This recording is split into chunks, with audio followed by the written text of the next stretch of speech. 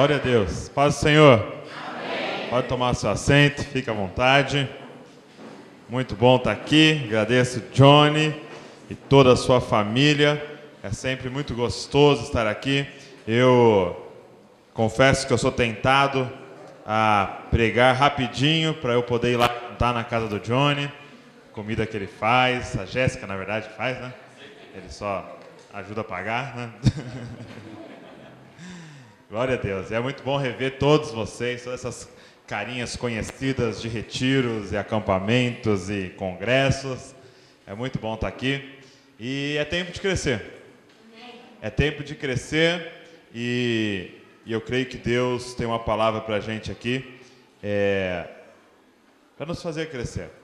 Para nos fazer crescer como indivíduo e também nos fazer crescer como grupo. Sabe que existem dois extremos hoje nas igrejas, né?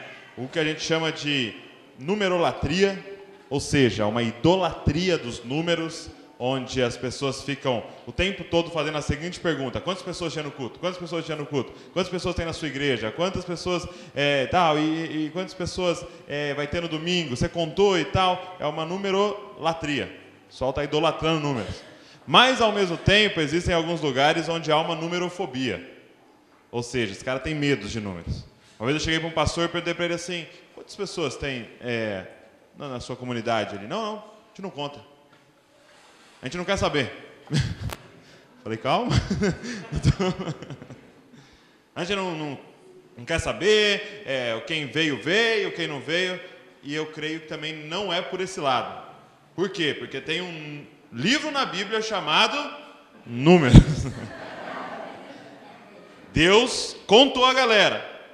E quando lá em Atos começa aquele avivamento da igreja primitiva, Atos fala quantas pessoas se converteram nas primeiras vezes, e ele vai falando de um crescimento. Ou seja, uma igreja saudável e viva, ela cresce. Só que tem que ter um crescimento duplo aí, porque é um crescimento numérico e um crescimento individual. O que está acontecendo com muitas igrejas? Inchando. São templos cheios de pessoas que não se parecem com Jesus. São templos cheios de pessoas, igrejas cheias de pessoas que não são igreja. Então, qual é o grande desafio de uma igreja nos dias de hoje? É crescer numericamente e crescer internamente. É a gente ter um crescimento pessoal que resulta num crescimento numérico também da igreja. E eu queria falar sobre isso. É tempo de crescer, gente. É tempo da gente tomar bairros, é tempo da gente tomar cidades. Eu digo o seguinte, que o objetivo principal da igreja é dois. É conhecer a Deus e fazê-lo conhecido. Nós viemos aqui para conhecer a Deus e a partir daqui fazê-lo conhecido. E a gente pode usar a figura humana, né? A figura do nosso crescimento, né? Como é que a gente se multiplica? Como é que a gente cresce? Tendo filhos, gerando. E é exatamente isso que acontece dentro da igreja, mas lógico, de forma espiritual, a gente gera filhos. E eu lembro que uma vez o pastor Salomão, lá em Bragança, ele contou uma parábola que ele construiu que marcou minha vida. Faz uns anos já e eu não esqueço. E ele conta de um casal que a esposa ficou grávida. E aí ela ficou grávida e ela cuidava, sabe, daquela gravidez, fazia o pré-natal certinho, tal. E aí durante a gravidez ela e o marido planejaram que iam ter que ela ia ter um parto natural, né? Aqueles parto na banheira. Ia ser parto normal e de forma mais natural possível, né? E tem um esquema na banheira lá, tal. Aí ela contratou uma equipe lá que acompanha, né, o parto natural, tudo certinho. E aí chegou o dia, ela foi pro lugar, né? E aquela expectativa grande e tal. E aí todo aquele processo do trabalho de parto e a equipe toda ali, e de repente sai e nasce aquele bebê. Nasce aquela criancinha linda. E aí corta o cordão umbilical e faz todos aqueles procedimentos e enrolam a criancinha e levam para a mãe. A mãe olha aquela criança maravilhada com o dom da vida, com o nascimento de mais uma criança, e ela fala: que maravilhoso, que lindo. E depois de contemplar um pouco e até dar uma chorada ali diante do seu filho, ela pega aquela criança, aquele bebê, ela vai e entrega para uma instituição cuidar. Ela abandona ele. E aí, quando ele contou essa história, eu lembro que todo mundo, né, na igreja ficou meio chocado assim, né? Que tipo de mãe é essa? Que mãe é essa que abandona uma criança, que dá para a instituição cuidar, tendo condições de cuidar? E aí o pastor Salomão falou assim para a gente: é exatamente isso que nós temos feito. A gente gera uma pessoa em oração, a gente tem uma expectativa de que um primo, um irmão, um amigo vai aceitar Jesus, e você convida ele para vir para a igreja, e você convida de novo, e você insiste, aí ele vem um culto, e aí no final tem um apelo, e você fica: será que ele vai aceitar? Aí ele não aceita, mas você não desiste, você jejua por ele, você tira o refrigerante, você faz não sei o quê, e aí você vai gerando ele em oração, e aí você convida ele de novo, e ele vem para o culto, e ele começa a assistir o culto, e a palavra, de repente você percebeu que ele começou a chorar no meio da palavra. Você falou: não, é hoje que ele vai nascer. E aí você fica ali intercedendo do lado ali: Senhor, faz um milagre, que ele aceite Jesus hoje, Senhor, é hoje. De repente, no final do culto, o pastor começa a fazer o apelo, o teclado começa a tocar e tal, e você ali: não, vai, né, tá olhando de rabo de olho aqui assim, ó, levanta a mão, vai, levanta a mão. E de repente, aquela pessoa, e aí você desaba em chorar: aceitou Jesus. Aí ele foi para frente, e aí ele confessa Jesus, chorando lá na frente. Você vai do lado, fica abraçado com ele, parabéns. E aí quando ele nasce, você pega ele e entrega para o pastor cuidar. Você pega ele e entrega para a instituição: olha, eu fiz minha parte, agora é com vocês. Agora é com vocês. Se vira. Eu fiz minha parte, eu gerei em oração, agora é com vocês. E nesse processo, nós temos visto muito bebê morrer. Quem aqui conhece um desviado? Alguém conhece um desviado? Sim, um só? 2? 10? Que são desviados, senão bebês que morreram no caminho, porque não tinham ninguém para cuidar. Gente, pastor da igreja de vocês não tem condição de cuidar de 100 pessoas. Como pastores, a gente não tem condição de cuidar de 50 pessoas. E posso jogar real, a gente não tem condição de cuidar de 20 pessoas de forma bem feita. Quem gerou, cuida. Quem gerou, cuida. E eu queria falar um pouco hoje sobre integração, sobre consolidação, sobre nós irmos até o fim desse processo. É a gente ganhar pessoas para Jesus e cuidar delas. E ir até o fim com elas, e vê-las crescer, e ver elas crescerem a tal ponto de gerarem outras pessoas, de gerarem outros filhos espirituais, e eles também cuidarem desses filhos. E é assim que se arma uma revolução. E é assim que nós vamos ganhar cidades inteiras para Jesus. É se todos se comprometerem com a missão de ganhar alguém para Jesus e de cuidar dessa pessoa, e de alimentá-la, e de ensiná-la o caminho, até o ponto dessa pessoa ter uma comunhão com Deus e gerar também filhos. E aí essa pessoa vai ter a mesma mentalidade: assim como cuidaram dela, ela vai cuidar de alguém. A gente precisa cuidar das pessoas. Agora, antes de falar de cuidado, eu queria fazer uma pergunta para vocês. Qual é a melhor técnica de evangelismo que existe? Qual é a melhor técnica de ganhar pessoas para Jesus que existe? A melhor técnica de ganhar pessoas para Jesus que existe se chama alegria. Diga comigo: alegria. Não é panfleto, não é teatro, não é cruzadas. A melhor técnica de ganhar pessoas para Jesus, a melhor técnica de crescimento de uma comunidade se chama alegria. A Bíblia diz assim em Filipenses 4:4: alegrai-vos sempre no Senhor, outra vez vos digo, alegrai-vos. Se você ler o versículo 5, ele começa a falar da urgência disso, por causa da volta de Cristo. Agora minha pergunta é: o que tem a ver a volta de Cristo, ganhar almas, com alegrai-vos sempre no Senhor? É porque Paulo sabia qual era a melhor forma de evangelismo: alegria. Estava num culto lá em casa com a galera, com os jovens e tal, e aí, de repente, eu lembro que eu tinha chegado de Belém, e aí eu tinha trazido açaí de Belém. E lá em Belém, não sei se você sabe, mas é da onde nasceu o açaí. O açaí veio de Belém, ou seja, lá é o original. Aqui em São Paulo, eu nunca comi o original em nenhum lugar, é sempre o sorvete, né? Então lá é o da terra mesmo, é a fruta, até sem açúcar, é bem forte assim. E eu lembro que eu trouxe 5 litros. Aí eu trouxe, guardei lá, e aí chegou esse dia, a galera estava na minha casa, eu falei assim: galera, tem açaí aí, original, eu vou preparar para vocês. Aí todo mundo já ficou com preconceito, né? Não, mas falaram para mim que tem gosto de terra, e eu, não sei não sei o quê, e ele é bem escuro, bem preto assim, né? E aí eu falei para eles, só que no meio do grupo tinha uma menina de Manaus, e em Manaus eles também são viciados em açaí também, come açaí a beça.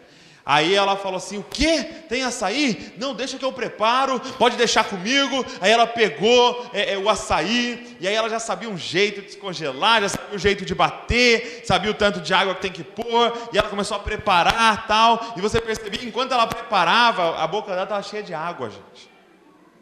Era anos que ela não comia aquela comida que ela adorava, tal. E aí ela preparando, tal. Quando ficou pronto, ela já foi a primeira. Pegou um copo, colocou no copo, e aí ela comia, gente.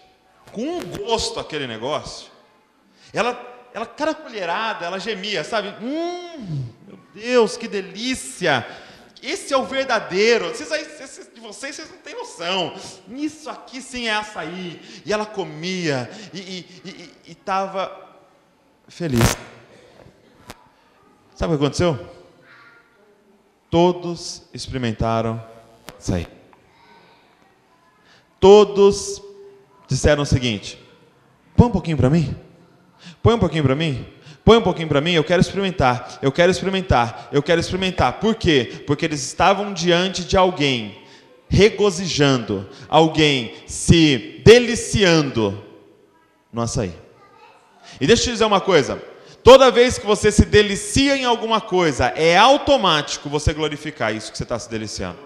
Toda vez que você se alegra em algo, é automático você glorificar isso. Ela, enquanto ela estava se deliciando naquele açaí, o que ela estava fazendo? Glorificando ele. Isso é maravilhoso. Isso é delicioso. Vocês não têm noção quão bom é isso. Ou seja, ela estava dando glórias ao açaí, enquanto ela se deliciava nele. Qual é a melhor forma de evangelismo que existe? É você se deliciar em Cristo Jesus. É você ter um relacionamento com Jesus tão delicioso que você não precisa abrir a sua boca para oferecer para ninguém. As pessoas chegam para você e falam: põe um pouquinho que eu quero experimentar. Então vamos domingo lá comigo. Você vai experimentar do que eu experimento. Isso aqui é só o começo, é só uma pitada do que a gente vai ter no céu. Isso aqui é só para dar fome na gente, porque quando a gente chegar na presença dele, aí serão delícias eternas. Salmos, gente, é isso, é Davi dando água na nossa boca. É ele falando assim: a tua salvação é melhor que a vida. Ou seja, eu prefiro morrer e estar contigo do que viver aqui, porque a tua salvação é melhor que a vida. Uma coisa peço ao Senhor e a buscarei, que eu possa habitar a tua presença o resto da minha vida. Mais vale um dia contigo do que 1000 dias em outros lugares. Oh, alegrei-me quando me disseram: vamos à casa do Senhor. O que é isso? É um homem se deliciando em Jesus. se deliciando em Deus, e as pessoas olham e falam: eu quero isso. Qual é a melhor técnica de evangelismo que existe? Alegrai-vos sempre no Senhor. Outra vez vos digo, alegrai-vos. É você pegar Jesus e falar: essa vida com Jesus é maravilhosa. Eu não trocaria isso aqui por nada que existe na face da terra. Não tem dinheiro que compre isso. Sabe, você encostar do lado da pessoa, seu serviço, e começar: você não tem noção o que é viver com Jesus. Que delícia! Sabe qual é o problema? Sabe como é que geralmente as pessoas pregam o evangelho? Mais ou menos assim, ó.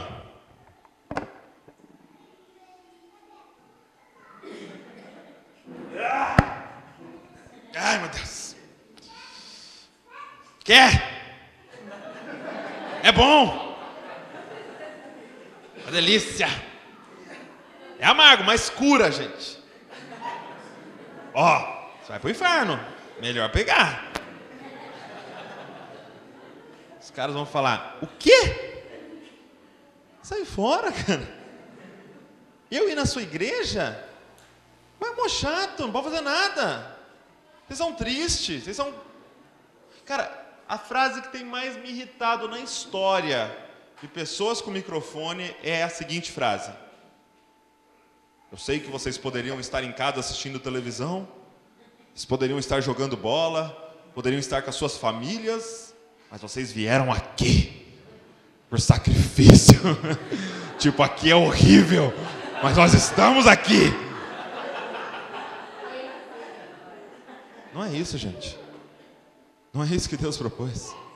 Deus quer ouvir pessoas dizendo assim: eu poderia estar jogando bola, eu poderia estar jogando videogame, eu poderia estar com a minha família, mas eu não trocaria nada por estar aqui na presença de Deus, porque não há melhor lugar no mundo para se estar do que adorando a Deus com os meus irmãos. Ai, que delícia! Nosso desafio é ser o povo mais feliz da terra, porque a gente já ganhou o que tinha que ganhar. Nossa salvação. Não precisa de mais nada. O resto é, sabe, casar, gente, é a cereja do bolo. Gente, ganhar algum recurso financeiro é o chantilly, porque o que importa mesmo já nos deram há 2000 anos atrás. Nós estamos satisfeitos em Cristo Jesus. Quando você estiver satisfeito nele, ele vai ser glorificado através da sua vida. Por isso, qual é a melhor técnica de evangelismo? Entra no teu quarto, fecha a porta e se delicia em Cristo Jesus. E quando você abrir aquela porta, você sai de lá com o rosto brilhando. Talvez o sorriso seja a melhor forma de evangelismo que existe. Se delicia nele. Mas aí a gente começa a ganhar pessoas para Jesus quando a gente está cheio de Jesus. Quando a gente está cheio de Jesus, é automático. A gente tem uma frase que a gente usa muito lá na igreja: ovelha sadia da cria. Ovelha sadia da cria. O crente que ele está saudável, vivendo com Jesus, intimidade com Deus, é automático ele ganhar pessoas para Jesus, porque as pessoas querem o que ele tem. Mas a partir do momento que a gente ganha pessoas para Jesus, o que fazer com elas? Como lidar com elas? Eu queria usar um personagem para falar como é que nós devemos ser, se a gente quer viver um tempo de crescimento. Se nós queremos conhecer a Jesus e fazê-lo conhecido no Parque Seleta, e fazê-lo conhecido em São Bernardo. As pessoas precisam conhecer Jesus, gente. Ele é a solução para o que está acontecendo nesse mundo. Abre sua Bíblia comigo em Atos, capítulo de número 4.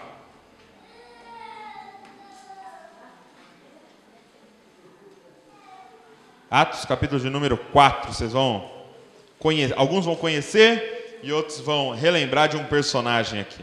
Não é tão conhecido, mas é muito importante.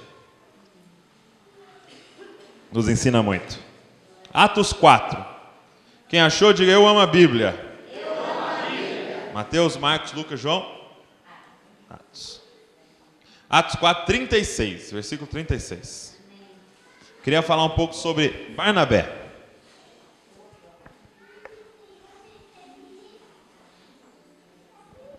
Diz assim, olha: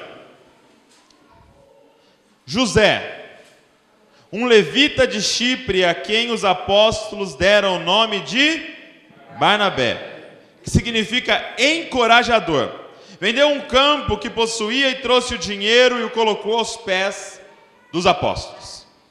Primeira coisa que a gente aprende sobre Barnabé, e a mensagem hoje, resumindo, eu queria dizer: você precisa ser um Barnabé. Primeira coisa que a gente aprende sobre ele é a seguinte: ele não chamava Barnabé. O nome dele era José. E por algum motivo, né, os discípulos colocaram um apelido em José, de Barnabé. Então esse não era o nome dele. Então provavelmente, aí aqui eu estou imaginando, né, que a Bíblia às vezes nos dá uma liberdade de imaginar, porque ela não conta tudo. Os discípulos estavam lá conversando e falando: poxa, você viu o José, cara?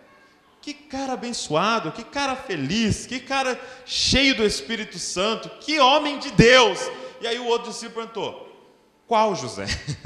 Porque naquela época era como hoje, era muito comum se chamar José. Então você imagina, se nas primeiras semanas os caras já ganharam 5, 7, 10 mil pessoas para Jesus, você imagina o tanto de José que tinha naquela igreja, né? Então a pergunta é: mas qual José? E para parar essa confusão de José, José, José, talvez eles pegaram e falaram: vamos pôr um apelido nesse homem, Barnabé. Vamos passar a chamar ele de Barnabé para a gente não confundir com os outros José. E a pergunta é: o que significa Barnabé? Porque, gente, esse negócio de pôr apelido, ele é uma faca de dois gumes, né? Pode ser algo horrível, ou pode ser algo bom. Pode pôr apelido nos outros? Depende. Se você vai chamá-lo de algo pejorativo, que vai colocá-lo para baixo, que vai destruir a autoestima dele, a resposta é não, isso é pecado. Agora, se nós colocarmos apelidos uns nos outros, que vai nos exaltar, nos engrandecer, encontrar a qualidade dele e trazer para fora através de um nome, isso é legal. Ô abençoado, ô lindão, pode mentir, né? Ô princesa do Senhor. Eu fui agora em Macaé, né? Nós temos uma igreja lá em Macaé. E aí o rapaz foi me pegar, o irmão Paulo. Ele chama a esposa dele por um apelido faz 34 anos. Ele me afirmou que há 34 anos ele não fala o nome dela. Ele só chama ela de gatinha. Então imagina, aquele carioca, e ele vinha no carro para mim: então, falei pra gatinha, que não sei o quê. Pô, gatinha, a gente vai não sei onde. Eu e gatinha, não sei o quê. Eu e gatinha viajamos. Eu e gatinha. Aí eu cheguei na igreja e eu descobri que na igreja ela se chama Irmã Gatinha. E aí os irmãos, o pastor vai agradecer, às vezes quer agradecer a Irmã Gatinha, né? Pior se ele falar: queria agradecer pelas coxinhas da Irmã Gatinha. Um apelido bom talvez ajudasse. E eles colocam o apelido dele de Barnabé. Mas o que significa Barnabé? Bar, gente, significa filho. Significa lugar de cerveja. Não, filho. Bar significa filho. Por exemplo, o que significa Bartimeu? Filho de Timeu. O que significa Bar Jonas? Tinha até um Bar Jesus, que a Bíblia cita, filho de algum Jesus lá. Significa Barrabás, filho de Rabás. Significa barbudo. Não significa nada, né? Bar significa filho. Filho de Josué. Filho da Gilete. Barnabé, então era filho de Nabé. Mas o que significa Nabé? Nabé, no grego a palavra seria paraclise. Não sei se eu estou citando certinho, pronunciando certinho, mas é paraclise, que vem da mesma palavra de paracleto. E se você já estudou um pouquinho só das línguas originais, você vai descobrir que paracleto era o nome dado... Não vou falar ainda, peraí. Jesus disse assim para os discípulos todos tristes, porque Jesus estava falando que ia morrer e tal, e aí ele fala assim para os discípulos: ei, é bom que eu vá, porque se eu não for, ele não vem. Porque quando eu for, eu vos enviarei o Paracleto. Eu vos enviarei o Paracleto, Consolador, o Espírito Santo. Barnabé, eles estavam chamando este homem de filho do Espírito Santo. Eles estavam chamando esse homem de filho do Consolador, filho da consolação, filho da animação, filho da exortação. É aquele que chegava e colocava todo mundo para cima.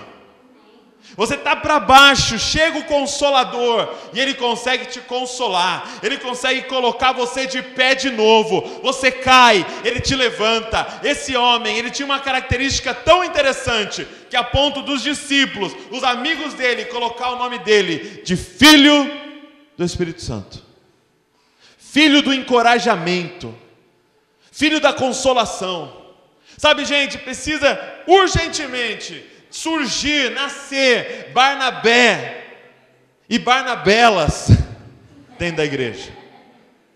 Os encorajadores, os filhos do Espírito Santo, aqueles que têm o ministério do Espírito Santo, aqueles que são movidos pelo Espírito Santo e consolam, e encorajam, e levantam as pessoas. A pessoa chega triste e quando está ao lado dele, ela sai melhor. Quando está ao lado dela, ela sai encorajada. Vamos vencer. Gera fé nas pessoas. Esse era Barnabé, gente. O filho do Consolador, o filho do encorajamento, o filho da animação. E nós vamos ver nessa frente como este homem se parecia com o Espírito Santo do Senhor. E a gente aprende também nesses versículos que ele tinha esse apelido, Barnabé, e que ele era de Chipre. Por que dizer que ele era de Chipre? O que é importante? Importante porque em Chipre estavam os terrenos mais caros da época. Era uma área nobre. Haviam terrenos caríssimos ali. E você entenda que terrenos, gente, naquela época, seriam comparados hoje a fábricas. Por quê? Porque terrenos não eram simplesmente para construir uma casa. Era a partir dos terrenos que vinha sustento, porque era onde se plantava. E por que Chipre tinha terrenos caros? Porque era uma terra muito fértil. Dava muita coisa. O que plantava ali crescia muito, muito saudável, ou seja, era valorizada aquela área. E aí você vai lendo no versículo seguinte, que Barnabé vende as suas propriedades e traz aos pés dos apóstolos. E todos os estudiosos vão dizer que provavelmente os terrenos dele eram onde? Em Chipre. Porque você geralmente tinha propriedades na sua cidade natal. Porque terrenos eram coisas herdadas, que vinham de família em família. Então provavelmente esse homem tinha terrenos na área mais nobre daquela época, e esse homem pega isso que ele tinha de valor, ele vende e ele coloca aos pés dos apóstolos para sanar a fome do povo, para distribuir entre os necessitados. Ele foi um dos responsáveis de resolver o problema da pobreza entre os irmãos. Ele não quis ter mais do que ele precisava, enquanto outros tinham menos. Uma outra característica que nós vemos de Barnabé é que ele era generoso. Nós precisamos de homens e mulheres generosas, que estão dispostos a colocar no altar do Senhor financeiro. Mas não apenas financeiro, mas estão dispostos a ofertar tempo, ofertar esforços, ofertar suor, ofertar as suas habilidades em favor do crescimento da igreja, em favor do crescimento do irmão, em favor do nascimento de pessoas e da consolidação de pessoas. Ela está disposta a pegar o que ela tem de valioso e colocar à disposição da igreja. Olha aqui, pastor, pode pegar as minhas segundas-feiras, as minhas terças-feiras, as minhas quartas-feiras. Eu quero ofertar para o Senhor, para o crescimento do reino de Deus. Barnabé era generoso. E você vê também que Barnabé era um levita. Ele era dessa tribo de Levi. Ele era um levita. E o levita era homens que tinham intimidade com Deus. Eram homens que tinham contato direto com Deus. E depois ali de Davi, eram homens responsáveis em ministrar a adoração, o louvor no templo. Ou seja, você imagina um homem desse agora convertido, na certeza que ele não era mais um religioso, mas agora convertido. Ou seja, Barnabé era um homem que tinha intimidade com Deus. Era um homem que sabia adorar a Deus. Nós precisamos de Barnabé na igreja, gente. Nós precisamos em homens e mulheres que andem nesse espírito aqui na igreja, encorajadores, intimidade com Deus e generosos. E aí, para você entender um pouco da história de Barnabé, a gente precisa falar de um outro homem aqui. Vai um pouquinho para frente, Atos 9. De repente surge um outro rapaz na história aqui, um rapaz fundamental na minha e na sua história. Atos 9, versículo de número 26. Diz assim, ó: quando chegou a Jerusalém, tentou reunir-se aos discípulos, mas todos estavam com medo dele, não acreditando que fosse realmente um discípulo. De quem esse versículo está falando? Saulo. De repente, gente, esse homem que era um fariseu classe A, que era o top ali dos fariseus, ele era tão apegado à lei, que quando ele ficou sabendo que estava surgindo um tal de cristão, que seguia um tal de Jesus, que disse que ressuscitou, ele saiu matando essa galera. Ele foi o cara que deu suporte ao apedrejamento de Estevão. Ele estava ali segurando a roupa do pessoal, para o pessoal apedrejar. Esse homem tinha sangue no zóio. Ele queria matar os cristãos. Por um amor a Deus, ele ficou com ódio dessa seita que ele chamava. E ele parte então para a agressão mesmo. Ele pega uma carta para ir matar esses cristãos. E de repente, no caminho para Damasco, ele literalmente cai do cavalo. Jesus aparece para ele numa visão e diz: Saulo, Saulo, por que você me persegue? E ele disse: mas quem és tu? E ele diz: eu sou Jesus. Jesus aparece para esse homem. E ele fica cego. E ele é conduzido então até os apóstolos, os discípulos. E aí colocam a mão sobre ele. E ele volta a ver. E aí esse versículo diz assim, olha: quando chegou a Jerusalém, tentou reunir-se aos discípulos, mas todos estavam com medo dele, não acreditando que fosse realmente um discípulo. E sabe, gente, isso aqui acontece muito entre nós. Nós muitas vezes duvidamos que algumas pessoas nasceram de novo. A gente olha e fala: será que nasceu de novo? Johnny está achando que essa menina não nasceu de novo ainda não. Porque a gente olha a casca. A gente olha por fora da pessoa e fala: com essa roupa, vem falar para mim que aceitou Jesus com essa roupa.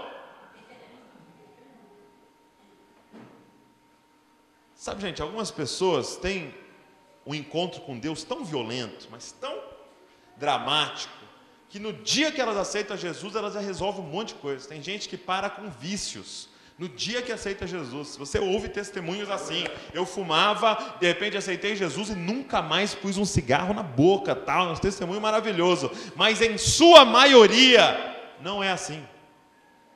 As pessoas aceitam Jesus, nascem de novo e começam um processo de santificação. Elas são recém-nascidas, gente. E recém-nascido, a Bíblia diz que recém-nascido é carnal. São crianças na fé e cometem vários erros. E aí o cara, por exemplo, aceita Jesus, fumou durante 20 anos da vida dele, ele aceitou Jesus e continua com vontade de fumar. E aí ele quer vir para o culto, adorar o Senhor, mas o culto dura 2 horas, e ele não consegue ficar sem fumar 2 horas, e o que ele faz? Ele fuma um monte em casa, um monte de cigarro, aí joga menta, faz gargarejo e vem para o culto. E aí na porta a gente já sente o cheiro e fala, falou que aceitou Jesus.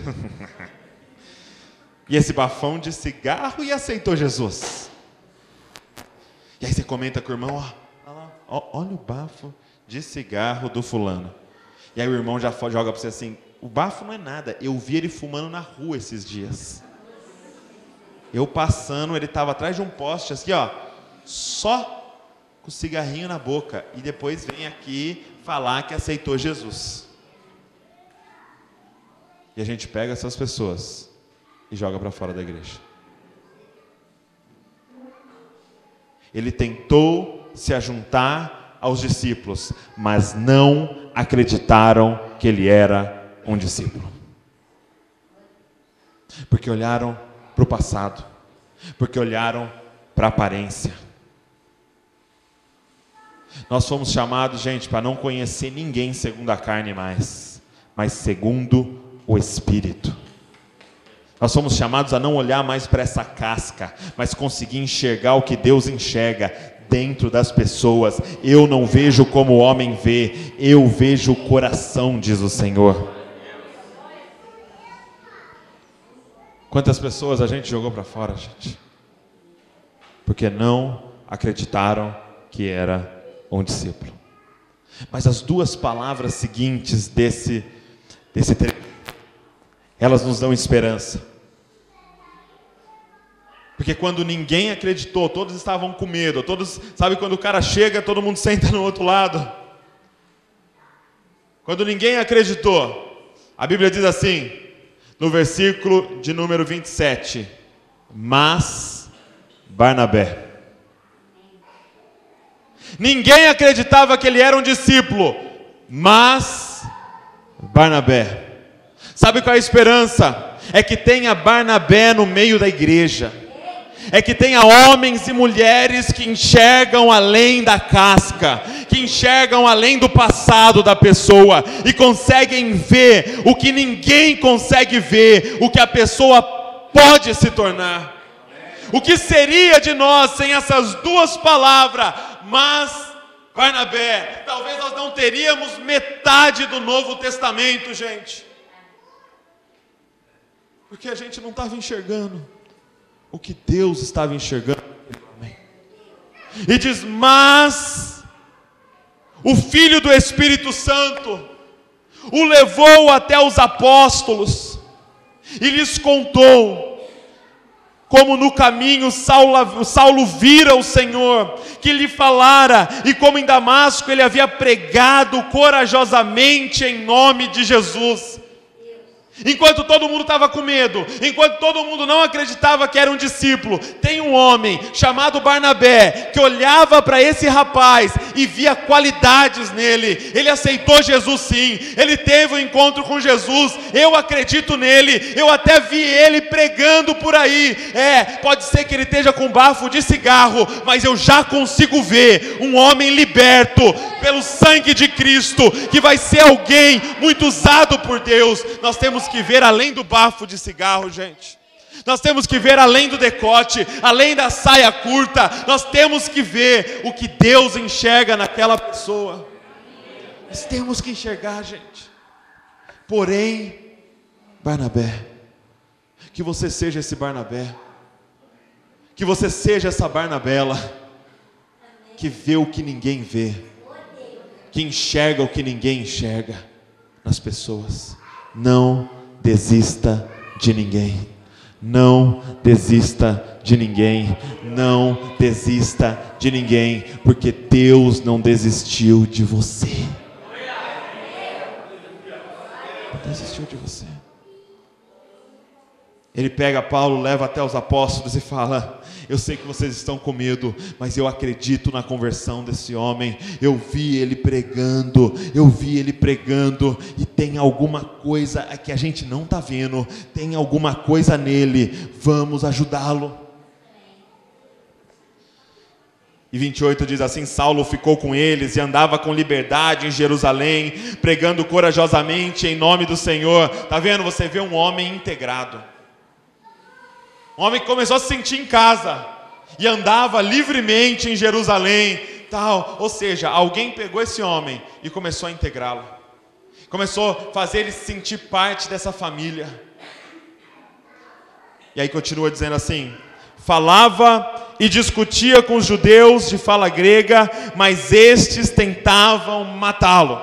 Aí aqui começa o problema.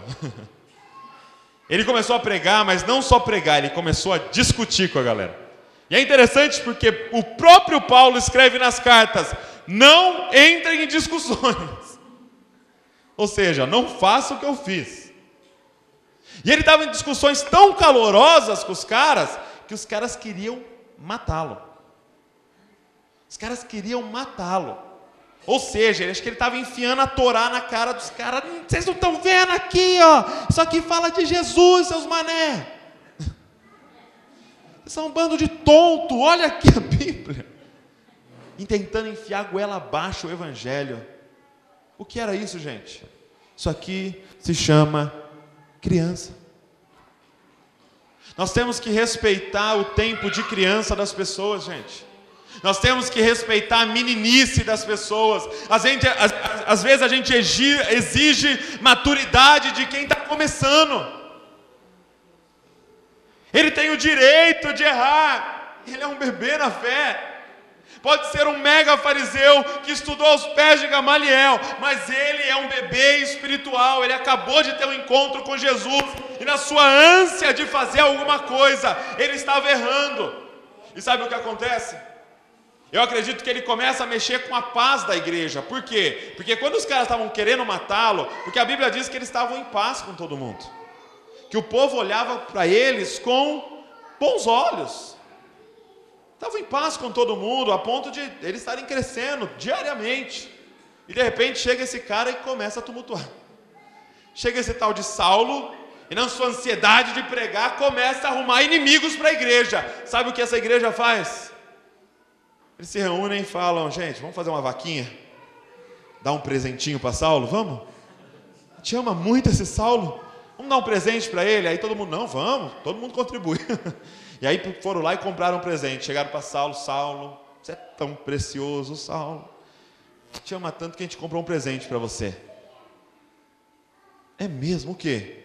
Uma passagem de navio para a sua cidade. Que legal. Olha, a gente estava orando e eu acho que sua mãe está com saudade de você, Saulo. Seus irmãos devem estar morrendo de saudade de você. Quantos anos longe, não é mesmo?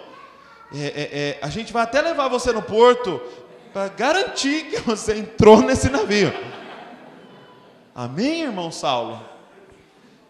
Eles levam Saulo até o porto, colocam ele no navio de volta para Tarso. Sabe, gente, quantas pessoas a gente enviou de volta para casa? Tantas pessoas a gente enviou de volta da onde elas vieram? E às vezes a gente diz: não, é a vassourinha de Jesus que passou na igreja. Tirando uns caras que tá dando problema. Deus sabe, né? Balançou a figueira, caiu uns podres, né? Quantas pessoas a gente enviou para casa? Futuros Paulos, que a gente não conseguiu enxergar o que Deus está vendo neles. E esse homem vai para casa. De repente, por causa da perseguição que se armou, talvez até por causa de Saulo, ali em Jerusalém, os cristãos foram espalhados. E aí uns discípulos foram para uma região onde só havia gentios. E alguns pararam ali em Antioquia. E eles começaram a pregar. E a maioria dos discípulos só pregava para judeu. Mesmo em outras cidades, procurava os judeus e pregava para eles. Mas uns mais ousados, mais rebeldezinhos, começaram a pregar para gentil. E eles começaram a pregar para gentil e perceber que os gentios estavam se convertendo e até mesmo sendo batizados com o Espírito Santo. E as notícias chegaram em Jerusalém. E aí os discípulos se reuniram e falaram: e agora? Quem a gente manda para cuidar dessa igreja que está nascendo lá em Antioquia? Só que era uma igreja, gente, pela primeira vez, só de gentios. Ou seja, daqueles que não eram judeus, aqueles que não viveram debaixo da lei de Moisés, só de gentios. pela primeira vez. E a maioria dos discípulos, apesar de cheios de Deus e do Espírito Santo, eram meio preconceituosos com essa história de gentil. Porque como é que vai fazer? Eles não conhecem a Deus, e como é que eles, né? É a lei que aponta para Jesus, né? Como é que um gentil vai se converter? E eles em dúvida em relação a isso, e eles pensaram: quem é o único cara que dá para mandar para Antioquia? Quem é o cara mais cabeça aberta? Quem é o cara que mais ama pessoas para a gente mandar para a primeira igreja de gentil da história? Eles pegam quem? Barnabé. Barnabé, tem uma missãozinha para você. Uma igreja nova surgindo aí, a gente precisa de um pastor lá. Topa? Ele fala: é para já. E ele vai para Antioquia. E quando ele chega lá, gente, é isso que mexe comigo em relação a Barnabé. E que eu quero me tornar, e eu desejo que vocês se tornem. Porque ele está saindo de Jerusalém. Para você ter uma noção, historiadores chegam a afirmar que a igreja de Jerusalém chegou a ter 100 mil membros. Era a primeira igreja, ou seja, era a igreja mais pura que tinha. Ainda era liderada pelos homens que andaram com Jesus. Os discípulos, eles saem dessa mega igreja, totalmente estruturada, abençoada, cheia do Espírito Santo, onde a sombra dos camaradas curavam, e ele vai então agora para uma igreja desse tamanho, cheio de ex-pagãos. E qual é a nossa tendência? Nossa tendência é chegar lá e falar: meu Deus do céu, o que vocês estão pensando, povo? Vocês conhecem Jesus mesmo? Pelo amor de Deus, igreja. Vou ter que pôr todo mundo de banco. Chegou pastor novo aqui. Vou botar ordem nessa história aqui. O que é isso? Vocês não sabem o que é igreja, gente. Lá em Jerusalém, blá, blá, blá, blá, blá, blá. Na minha época, lá não sei aonde. O que Barnabé faz? O que Barnabé enxerga ao chegar em Antioquia e se deparar com aquele monte de ex-pagãos? E eu quero que você dê uma olhada qual é a reação de Barnabé. Abra sua Bíblia aí no 11, verso de número 22. 2 para frente só.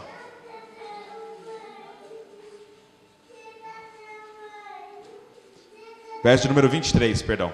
Atos 11, 23. Diz assim, olha: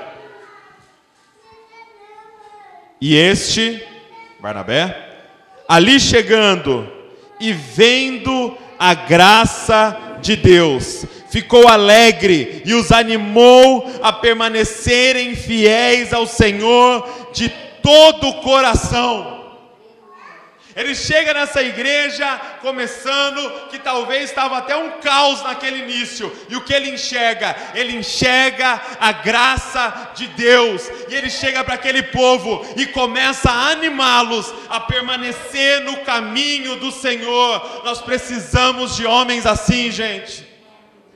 Homens que enxergam o bom, o bem, homens que conseguem comemorar pequenas conquistas. Sabe, quando você estiver cuidando de alguém, você precisa comemorar pequenas conquistas, gente. Poxa, ele tinha um vício terrível em ver o que não deveria na internet. E ele fazia isso todos os dias. E agora ele ficou 15 dias sem ver. Gente, isso é graça de Deus na vida dele. E mesmo que ele tenha caído de novo, ele está começando a vencer. Nós temos que enxergar Deus nisso. Às vezes a gente olha e fala: rapaz, de novo, você caiu de novo, você não está entendendo nada. Corta essa mão, corta outras coisas, brincadeira. Dá um jeito nisso, quebra esse computador e tal. E é verdade, tem algumas situações que a gente tem que fazer algo mais urgente, mas será que não tem um avanço aí? Sabe o que é santificação, gente? É você fazer a seguinte pergunta: você está melhor do que ontem? Você deu um passo a mais, porque se você deu um passo a mais, o céu está comemorando a seu respeito. Só que Ele quer que amanhã você dê um passo a mais, e Ele quer que amanhã você dê um passo a mais, e depois de amanhã um passo a mais. Ser santo é estar melhor do que ontem. Comemore as pequenas conquistas.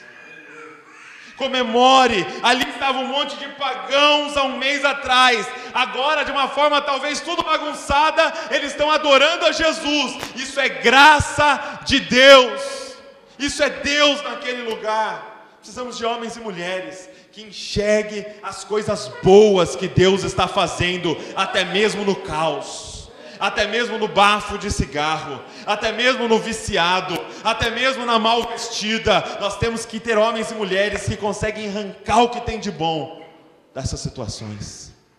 Ele chega ali e ele enxerga a graça de Deus, e ele se alegra, e ele começa o ministério dele a animar aquelas pessoas, a permanecerem fiéis a Deus. E para mim o versículo 24 é maravilhoso, diz assim, ó, ele era um homem bom e cheio do Espírito Santo e de fé, e muitas pessoas foram acrescentadas ao Senhor. Aonde tem Barnabé, tem crescimento. Aonde tem um Barnabé, tem crescimento. Aonde tem uma mulher que é Barnabé, tem crescimento. Se é tempo de crescer, é tempo de surgir homens e mulheres, filhos do Espírito Santo no nosso meio. É tempo de surgir Barnabés no nosso meio, gente, que não desistem de ninguém. E sabe o que é maravilhoso? É que em meio a esse avivamento de crescimento, a igreja começa a crescer em Antioquia, gente aceitando Jesus. E aí você pensa, não, e Barnabé ficou focado ali na igreja agora, naquele crescimento. Não. Ele deixa talvez uns auxiliares lá, gente, cuida aqui para mim que eu preciso fazer uma paradinha aí. Preciso resolver uma questão aí que ficou pelo caminho, que os meus amigos discípulos lá deram uma viajada, eu preciso resolver uma situação. E no verso 25 diz assim, olha, então Barnabé foi a Tarso procurar Saulo. Barnabé é o tipo de pessoa que não se esquece. Tudo indica, gente, que em Tarso não havia uma igreja, que os discípulos mandaram esse homem para um lugar que não tinha igreja, e ele deve ter ficado ali durante muitos anos, durante 10 anos só. Estudando a Bíblia? Sim. Nas revelações, grandes revelações? Sim. Mas você sabe o que é ficar sozinho, gente? Você sabe o que é comprarem uma passagem e mandarem você de volta para casa? E eu fico imaginando aquele dia.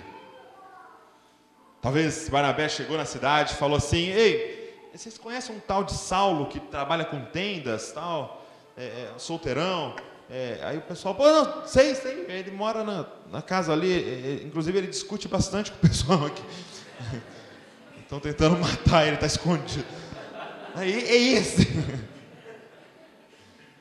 E aí ele vai lá, né, e chega talvez na casa assim, fala, bate lá na porta, sai a mãe de Saulo, né?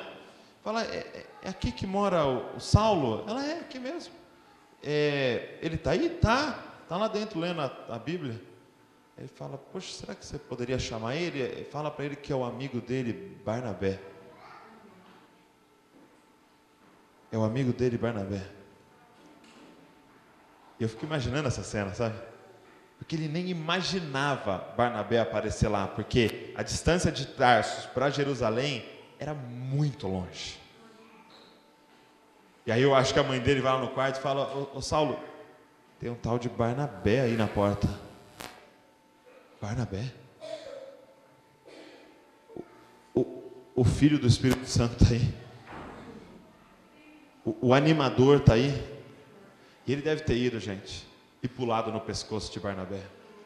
Aquele que, enquanto todos estavam com medo dele e não acreditavam que ele era um discípulo, acreditou nele e investiu na vida dele e cuidou dele. O cara foi lá em Tarso buscar ele. Esse é o bom pastor, é aquele que deixa 99 em Antioquia e vai até Tarso atrás de uma ovelha e não desiste de ninguém. Sabe qual é a minha oração? Porque enquanto eu estou aqui pregando, o Espírito Santo está colocando na mente de vocês pessoas que você precisa ir lá na casa dela buscar. Buscar. E de repente, Barnabé pega esse homem chamado Saulo e coloca debaixo do braço de novo e fala: vem comigo, porque eu acredito em você. Eu quero você junto comigo. Eu creio que você pode ser o próximo Pedro. Eu creio que você pode ser o próximo Mateus. Eu creio que você pode ser o próximo Estevão. Eu acredito em você, mesmo que ninguém enxergue, mesmo que você esteja sozinho aqui. Eu acredito em você. Vem comigo para Antioquia. E esses dois homens começam a revolucionar, gente, por onde eles passavam. Não desista de ninguém, gente. Não desista de ninguém. Lembra aquele jovem, lembra aquela jovem, lembra aquele rapaz, lembra aquela senhora, aquele outro moço que vinha aqui e que parou. Vamos atrás dele, gente. Vamos atrás deles, vamos bater na porta. Eles precisam de alguém que se lembre deles, que deixa talvez o trabalho aqui para ir atrás deles. Eles precisam de um Barnabé. E sabe que, para você ver como essa era a característica de Barnabé, se você olha em Atos 15, um pouquinho mais para frente, de repente ele e o próprio agora Paulo entram numa discussão. Ele e Paulo começam a brigar ali de uma forma, eu creio que saudável, né? Uma discussão ali. Por quê? Porque eles iam fazer uma viagem missionária para evangelizar a Europa, só que Barnabé queria levar João Marcos. E Paulo falou: não, esse menino eu não levo, porque ele nos abandonou no caminho aí, ele deu mancada com a gente, e não, ele não serve para o ministério, eu não levo com ele, eu não vou. O rapaz se esqueceu, né, que ele deu um trabalhinho.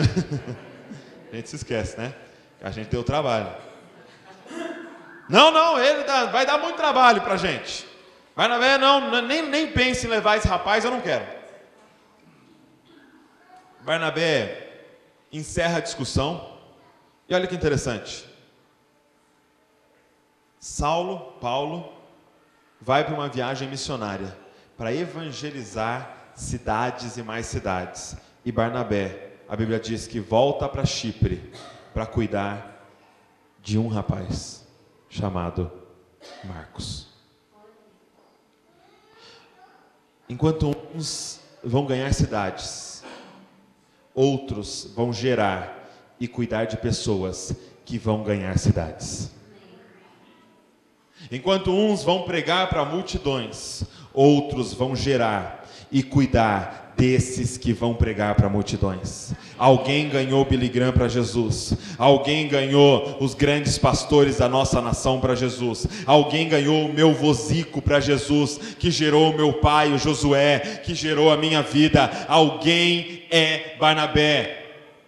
E que seja o nosso sonho desse ministério anônimo, sabe?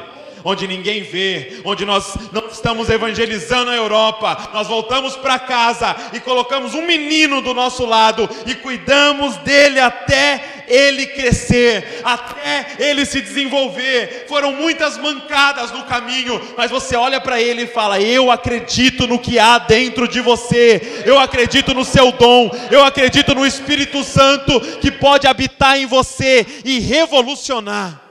Eu acredito em você. E aí você olha em 2 Timóteo. Eu quero que você abra comigo, porque isso aqui é muito lindo. 2 Timóteo, capítulo de número 4. 2 Timóteo, capítulo de número 4.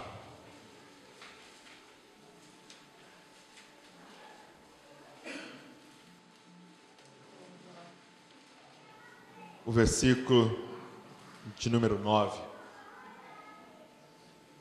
Se você não conhece, essa foi a última carta que Paulo escreveu. Ele estava preso e ele sabia que a espada estava no pescoço dele, que estava a poucos momentos de ser decapitado, de ser assassinado. Ele sabia, gente. E aí você se pergunta: quais são as últimas palavras desse apóstolo? Quais são os últimos desejos desse apóstolo que gastou a vida e sabe que está nos últimos momentos? E ele diz assim para Timóteo: procure vir logo ao meu encontro, pois Demas, amando este mundo, abandonou-me e foi para Tessalônica. Crescente foi para a Galácia e Tito para a Dalmácia. Só Lucas está comigo. E olha o que ele diz: traga Marcos. Traga quem? Traga Marcos com você, porque ele me é útil ao ministério. É o mesmo João Marcos que um dia ele abandonou. E ele poderia citar o nome de qualquer pessoa para Timóteo. E ele diz assim: Timóteo, eu quero um rapaz. Timóteo, eu estou sabendo da fama de um rapaz que cresceu de tal forma e é tão cheio do Espírito Santo. Traga para mim um tal de João Marcos, que Barnabé forjou, que Barnabé cuidou. Minha oração é que surja muitos Barnabé dentro dessa igreja. Homens bons, mulheres boas, cheias do Espírito Santo e que não desistem de ninguém. Quando Paulo vai evangelizar a Europa e Barnabé volta para casa, sabe o que eu aprendo? É que uma pessoa é campo missionário suficiente para a gente gastar a nossa vida. Uma pessoa. Se coloque de pé no seu lugar.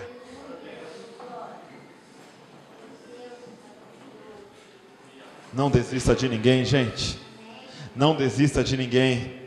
Eu sei que tem uns desviados profissional por aí que vão e voltam, vão e voltam, vão e voltam. A impressão que dá é que eles estão brincando na nossa cara. Mas, gente, existe um homem de Deus ali dentro. Existe uma mulher de Deus ali dentro. E a minha oração é essa: Pai, me empresta os teus olhos. Jesus, me empresta os teus olhos para eu olhar para ele e ver além da casca, ver o que ele pode se tornar. Jesus, eu não quero abandonar os Paulo no caminho, homens que vão revolucionar, e eu não quero matá-los, Jesus. Eu não quero mandá-los de volta para casa. Me ajuda a enxergar o que as pessoas podem se tornar, Deus. Me ajuda a chamar o futuro profético delas para fora, Senhor. Feche seus olhos comigo. Espírito Santo do Senhor, eu quero te pedir agora que o Senhor comece a colocar nomes de pessoas na mente dessas pessoas aqui hoje, Deus. Nomes de pessoas que elas vão ganhar para Jesus, nomes de pessoas que elas vão cuidar, e nomes de pessoas que elas precisam recuperar, Deus. Pessoas que nós abandonamos, pessoas que pararam no meio do caminho, Senhor, e coloca em nós um coração que não desiste de ninguém, Senhor. Pai, nos faz como Barnabé, Deus. Nos faz como Barnabé, Deus.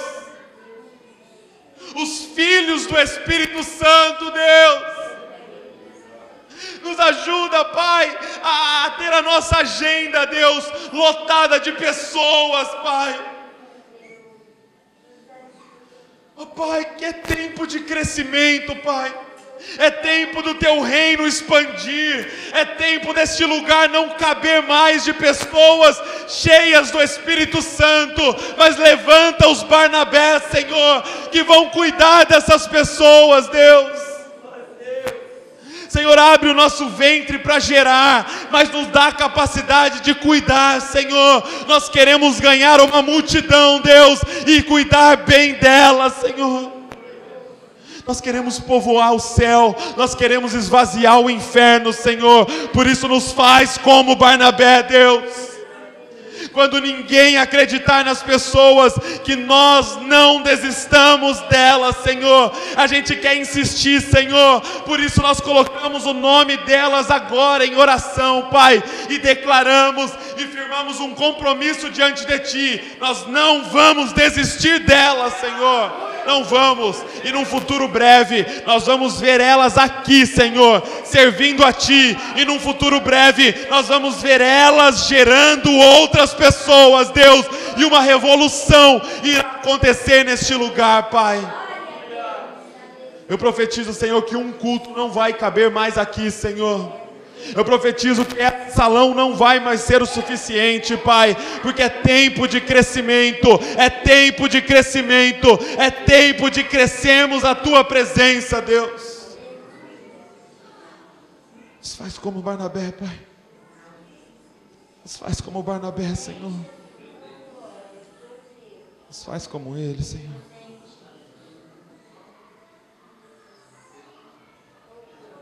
Coloca amor em nós, Pai. Amor por almas.